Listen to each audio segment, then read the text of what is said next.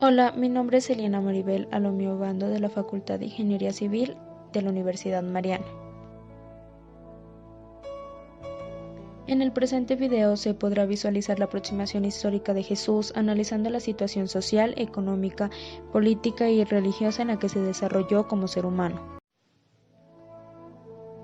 Reconoceremos como grupos sociales a los romanos por nacionalidad, los esclavos por conquista o rebelión y a los pueblos gentiles, los cuales son conformados por ciudadanos no romanos. Bueno, es aquí que Jesús es un Galileo sin ciudadanía romana, miembro de un pueblo sometido por la barbarie romana. En su época habían muchas personas llamadas Jesús, por lo tanto, a Jesús se lo conocía como Jesús, hijo de José el carpintero, o Jesús de Nazaret, para así reconocer a la familia o el lugar de donde viene. Se especula que Galilea tendría aproximadamente 204 pueblos en sus aproximados 20.000 kilómetros cuadrados, de los cuales los más importantes eran Nazaret, al norte en medio de un valle, Seforis, la capital de Galilea. En la infancia de Jesús y en la región del lago habían tres provincias importantes, las cuales eran Cafarnaún, Magala y Tiberíades. Según la descripción del autor Flavio Josefo, decía que Galilea es un lugar en el que se permite toda clase de vegetación y debido a su lago también la pesca por medio de un proceso primitivo, al igual que la agricultura. Tenía en la ayuda de unos pocos bueyes o caballos y el resto era con fuerza humana. Debido al lago y a las anteriores ciudades ya mencionadas, había una zona importante para el paso del comercio, y el cual era costoso y solo se podía acceder a él por medio de monedas y objetos pequeños y valiosos. En cuanto a la situación política, podemos decir que la infancia de Jesús estaba regida por Herodes, el cual hizo sentir la barbarie durante todo el mandato. Cuando surgían situaciones de rebelión, Herodes no dudaba en usar el máximo poder para exterminar dichas situaciones. Cuando él murió, el dirigente fue Tiberíades, el cual gobernó con un modelo similar al que lo hizo su padre. Jesús entonces es súbdito de Antipas, quien gobernó Galilea entre los años 4 a.C. hasta 39 después de Cristo. En cuanto a la religión, sabemos que en su mayoría los ciudadanos tenían como religión a una rama judía y a una rama romana. Los romanos se dirigían por sus creencias y los judíos en tiempo de Herodes fueron reconocidos construyendo templos a nombre de Dios, y esto lo continuó Antipas.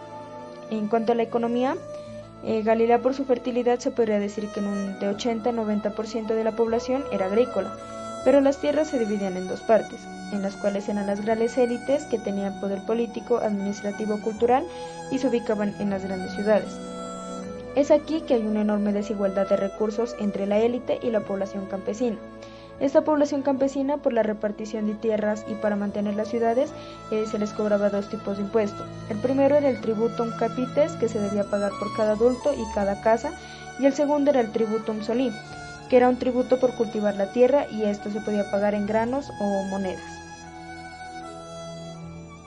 Se podría decir que el mensaje de Jesús hace referencia al reino de Dios viniendo hacia la vida humana, para que sea más buena, más inspirable, más dichosa, más gozosa, incluso más humana. Es decir, que Jesús nunca habla de Dios como un culto, una adoración, sino más bien la asocia con la vida y busca que de alguna forma sea más reconocida que el mismo pecado.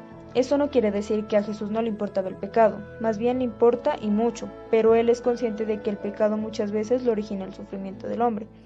Por lo tanto, en sus viajes por los distintos pueblos de Galilea, él no se fija en el pecador, sino en curar enfermos, en darle de comer al hambriento, en los leprosos, en defender a las prostitutas, entre otras cosas. Siempre como mensaje Jesús pedía compasión y pide compasión, y para él es importante el servir, porque si la humanidad tiene compasión y espíritu de servicio, será más agradable hacia los ojos de Dios y vendrá su reino hacia esa persona. Y lo más importante y como punto final en el movimiento que Jesús creó con sus discípulos, se genera un espacio sin dominación masculina, porque el reino de Dios en su lógica coherencia manifiesta que no se debe ejercer dominio sobre nadie, ni el hombre sobre la mujer, ni la mujer sobre el hombre, ni la iglesia sobre la población, ni la población sobre la iglesia, ya que aquí es donde adquiere el significado a todos somos iguales ante los ojos de Dios. Muy personalmente pienso que el compromiso del cristiano o de la sociedad en sí se debe a la eliminación de actitudes, de acciones, frases que lleven injustamente al sufrimiento de cualquier persona, animal o ser viviente, porque somos conscientes de que no solo el ser humano sufre, ya sea por algo físico, psicológico o verbal, sino también un ser vivo que de alguna forma también fue creado por Dios o por el Dios cristiano. Es por esto que la sociedad actual le hace mucha falta amor, empatía por el lugar donde vivimos, y no me refiero al país, sino al mundo entero. Se ve la falta de compasión por la contaminación, se le ve la falta de compasión cuando un niño está muriéndose de hambre, cuando se puede cultivar, o cuando una sola persona como Bill Gates puede darle de comer a millones de personas en el mundo.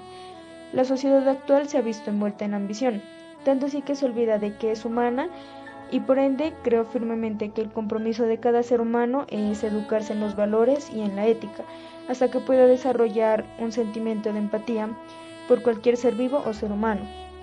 Y cuando te da la capacidad de ayudarlo, lo podrías hacer dejando a un lado el ego y el egoísmo.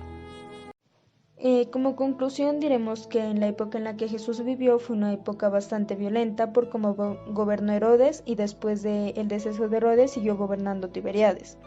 Jesús nunca fue reconocido como un ciudadano para el Imperio Romano, pero él vivía en una de las provincias que gobernaba dicho imperio. Jesús, al no tener el estatus de ciudadano romano, carecía de algunos derechos que esta ciudadanía daba, por lo cual lo podríamos llamar pueblo gentil, ya que hacía parte de la población judía que el Imperio Romano conquistó.